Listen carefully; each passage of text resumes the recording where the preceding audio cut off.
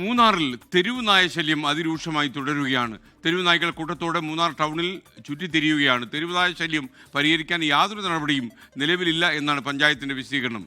പ്രദേശവാസിയുടെ പ്രതികരണത്തിലേക്ക് നമുക്ക് ആദ്യം ഒന്ന് പോകാം. ഇത് വളരെ അപകടകരമായിട്ടുള്ള രീതിയിലാണ് മുന്നേറിപ്പോയിക്കൊണ്ടിരിക്കുന്നത്. ഈ മേഖലയിലുള്ള പട്ടികളല്ല, വെളിയിൽ നിന്ന് എവിടെന്നോ കൊണ്ടുവന്ന് ഇറക്കി വിട്ട പട്ടികളാണ് കൂടുതലും ഈ മേഖലയിൽ ഇരിക്കുന്നത്.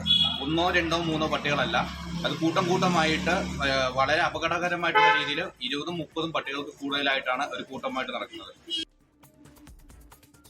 കൂടുതൽ വിവരങ്ങളുമായി ടെലിഫോണിൽ കട്ടപ്പനയിൽ നിന്ന് രാഹുൽ വിജയൻ ചേരുകയാണ്. രാഹുൽ വിജയൻ, വിവരങ്ങൾ എന്തൊക്കെയാണ്?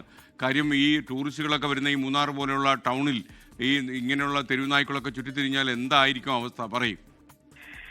എസ്കെൻ, ഒരു രക്ഷയുമില്ലാത്ത അവസ്ഥയാണ് ഈ തെരുവുനായ ശല്യം കാരണം എന്നുള്ളതാണ് ഏറ്റവും പ്രധാനമായി മൂന്നാറിലെ കാര്യത്തെപ്പറ്റി പറയാനുള്ളത്. കഴിഞ്ഞ ദിവസം ഒരു വിനോദസഞ്ചാരിക്കും അതുപോലെ തന്നെ നാട്ടുകാരനായിട്ടുള്ള ഒരാൾക്കും തെരുവുനായയുടെ കടിയേറ്റിരുന്നു.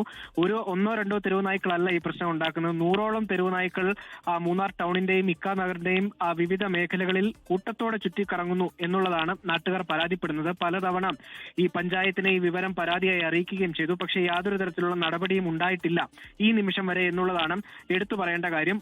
നിലവിലുണ്ടായിരുന്ന പഞ്ചായത്ത് ഭരണസമിതി അത് ഇലക്ഷൻ പ്രഖ്യാപിച്ചതോടുകൂടി അവരുടെ പ്രവർത്തന കാലയളവ് കഴിയുകയും ചെയ്തിട്ടുണ്ട്. പിന്നീടുള്ളത് പഞ്ചായത്ത് സെക്രട്ടറി ഉൾപ്പെടുന്ന അധികൃതരാണ് ഇതിൽ നടപടി സ്വീകരിക്കേണ്ടത്. സെക്രട്ടറിയെ നമ്മൾ വിളിച്ചിരുന്നു. പക്ഷേ നിലവിൽ ഈ തെരുവുനായ ശല്യം പരിഹരിക്കുന്നതിന് വേണ്ടി ഏതെങ്കിലും തരത്തിലുള്ള നടപടികൾ സ്വീകരിച്ചിട്ടില്ല എന്നുള്ളതാണ് പഞ്ചായത്ത് സെക്രട്ടറി നമ്മളോട് പറഞ്ഞിരിക്കുന്നത്. ABC സെന്റർ, ജില്ലാ പഞ്ചായത്തിന്റെ ABC സെന്റർ നിർമ്മാണത്തിന് വേണ്ടി 5 ലക്ഷം രൂപ പഞ്ചായത്ത് വിഹിതം കൈമാറിയിട്ടുണ്ട്. അതിനപ്പുറത്തേക്ക് ഏതെങ്കിലും തരത്തിൽ ഈ നായകളെ പിടികൂടി മാറ്റുന്നതിനോ ഉള്ള നടപടി ഉണ്ടായിട്ടില്ല. അങ്ങനെ ഒരു പദ്ധതി ഇതുവരെ പഞ്ചായത്തിന്റെ ഭാഗത്തു നിന്നില്ല എന്നുള്ളതാണ്. അതായത് തെരുവുനായ ശല്യം അത് നാട്ടുകാർ വിനോദസഞ്ചാരികൾ സഹിക്കുക, മറ്റൊരു നടപടി എന്തായാലും ഉടനെ ഉണ്ടാകാൻ സാധ്യതയില്ല എന്നുള്ളതാണ് ഏറ്റവും പ്രധാനമായും പറയാനുള്ളത്.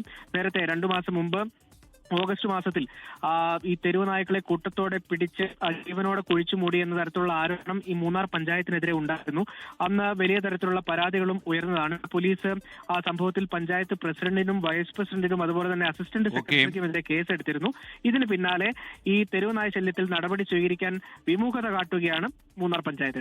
ലോകത്തെവിടെയായാലും ഏത് സമയത്തും 24 വാർത്തകളും ഓഗ്മെന്റഡ് റിയാലിറ്റി പാക്കേജുകളും എക്സ്പ്ലെയിനറുകളും വിശദമായി കാണാൻ ഞങ്ങളുടെ യൂട്യൂബ് ചാനൽ നിങ്ങൾക്ക് സബ്സ്ക്രൈബ് ചെയ്യാം.